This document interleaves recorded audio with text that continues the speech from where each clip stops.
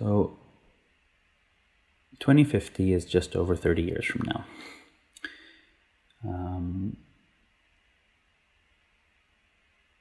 What I would like to see different in the world by then is, first, I think it warrants saying that there are existential risks of us continuing to exist or not, that could play out in less time than that. So it is not a given currently that we make it to 2050.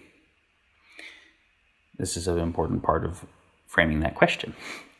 There are other existential risks, and catastrophic, not necessarily fully existential, but civilization collapse type risks, that even there are some that could actually play out in that time. There are other ones that might not play out in that time, but we pass critical tipping points where they will inevitably play out after that time, during that time.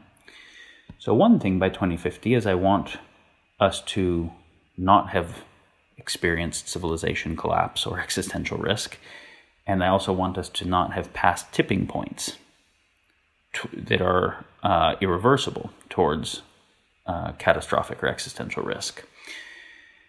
And to speak even more broadly, then I would say I want by 2050 that there is a change in the vector, a change in the overall trajectory of the path that civilization is on, from one that is heading towards many different self-termination scenarios, whether we're talking about the 100 different versions of AI apocalypse, or we're talking about World War III, or we're talking about climate change-induced human migration issues that lead to resource wars, or we're talking about collapse of biodiversity, peak nitrogen, peak phosphorus, dead zones in the ocean, etc., or killer drones, or the gazillion different scenarios we have. We have a civilization that is generating all those scenarios at increasing speed and magnitude. Switching off of that path onto a path that is developing all of its technological capacity for omnipositive purposes is what I want to see in the world writ large.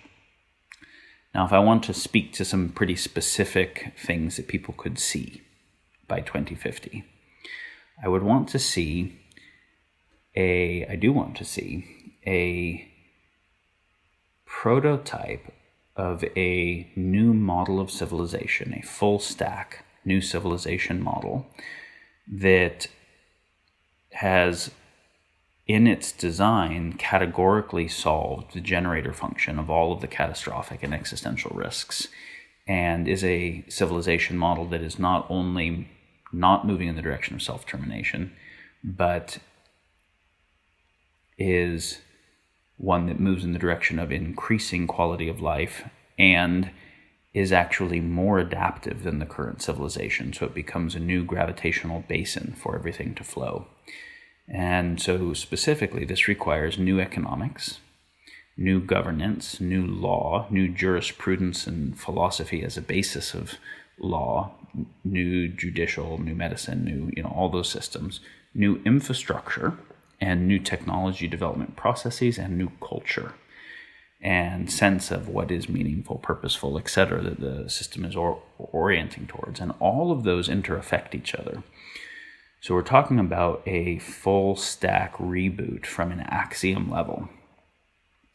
And when we think about all of the risks, the existential risks currently, and we say, what do they have in common that is driving all of them? We see things like, well, if we have a rivalrous game, meaning win-lose games, in-group, out-group, team dynamics that are competing in where they cannot both win, then harm definitely happens from that, right? My win requires your loss, so I'm seeking to harm you directly, and we're both trying to extract more resource from the environment or externalize some of our harm to the environment, or indirectly doing that through the harm that happens through war or whatever. So we're harming each other and harming the commons.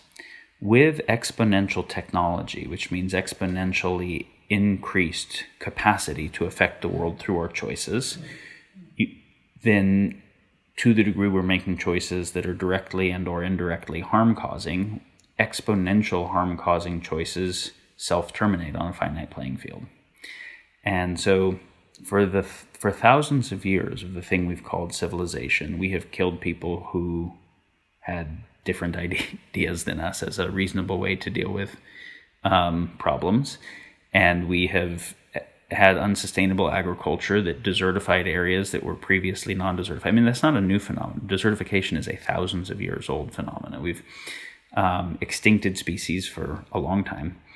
So we're not talking about the existential risks that humanity faces now are not different in kind. They're different in magnitude and speed. So solving those, so we say, okay, so exponential tech, which is the fact that we have tech that makes it easier to make better tech, computers that help us make better computers, right? Exponential tech can't be put back in the bag. That's going to keep happening. But exponential tech multiplied by rivalrous game theory self-terminates.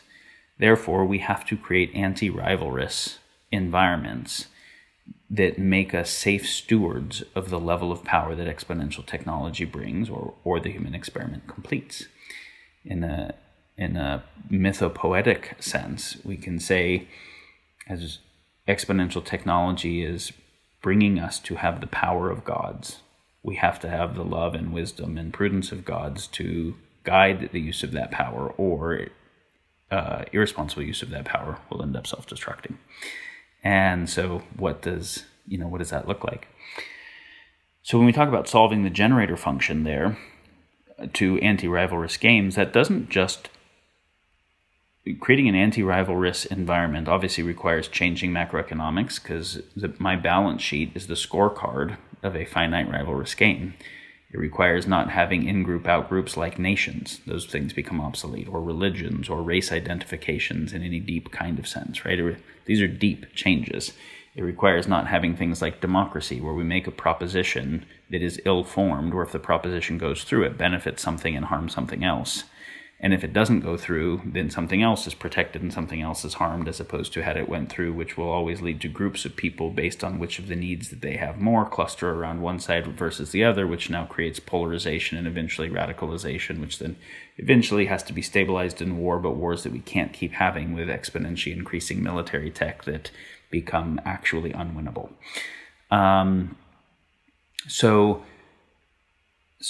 Creating an anti-rivalrous environment is a non-trivial thing. It's this kind of thing humanity's never done, but we have to do something we've never done, because every civilization that we've ever had so far has all collapsed. But now we have a fully global civilization where the collapse is actually catastrophic. And so when Rome fell, it was a lot, but it wasn't the whole world, right? When the Mayans fell, the Inca fell, Mesopotamia, Sumeria, any of those, it wasn't everything. Now we have a fully globalized supply chain economy that is also connected to the biosphere in such deep ways that collapse is really a catastrophic collapse. So given that the system's always failed for these reasons, we have to do something that the world has never done before. We also, though, have increased capacities that the world has never had, and we have to realize them to guide the other capacities that are coming on board. So the reason I'm saying all this is because creating an anti-rivalrous environment doesn't only prevent X risk, it also changes the underlying basis of what has sucked about humans for the whole history of humans. Those rivalrous bases are why we have fought wars and tortured and hurt the environment, and etc. And we've made whole philosophies around the nature of duality and the mixed bag that humans are, that are really just based on the game theoretic environment we've been in. We can create a different environment that doesn't incentivize, right, harm. Because as long as I am incentivized to do something that is harmful to you, it can't be prevented at scale. But we can actually change that underlying incentive and make it to where your well-being and mine are more tightly coupled, and yours, mine, and the commons are more tightly coupled. This is not communism or socialism or anything that has ever been presented. It's totally new shit that, again, is outside of the scope of what we can talk about today, but we can, if people are interested, we can talk about sometime. There actually are very real paths for how to do this. But in the process of solving the generator function, so that one that I mentioned is one. There are other ones. Solving the generator functions of catastrophic risk, we're also solving the basis of the historical human suck dynamics and bringing about a really radically different humanity. And so, if we have an intentional community today that is trying to prototype some ideals, but they still, to get the computer that we're talking on, have to buy it from Apple, which has to get minerals that came from conflict zones and rainforests over 6 continents and was made in factories where there are nets on the windows so that workers don't commit suicide because the conditions are so shitty. And then our lovely village is still being supported by the tragedy of the whole rest of the thing, right? So until we can actually get a high-tech, closed-loop civilization that does not require import, that is actually more adaptive than the previous civilization, we haven't yet shown we can do that thing. That happens at the scale of a high-tech city-state. City-state meaning it has to be sovereign in law. City meaning that's the minimum kind of scale of self-organization that could actually produce all of its own needs. So by 2050, I want to see a fully operating city-state new civilization model that is anti-rivalrous, that has the right relationship between complicated and complex systems, all the other dynamics that we need. And I want to see that having been operating long enough and well enough that the rest of the world is already starting to move in the direction that it is setting an example of. And that means also off of the X-risk path.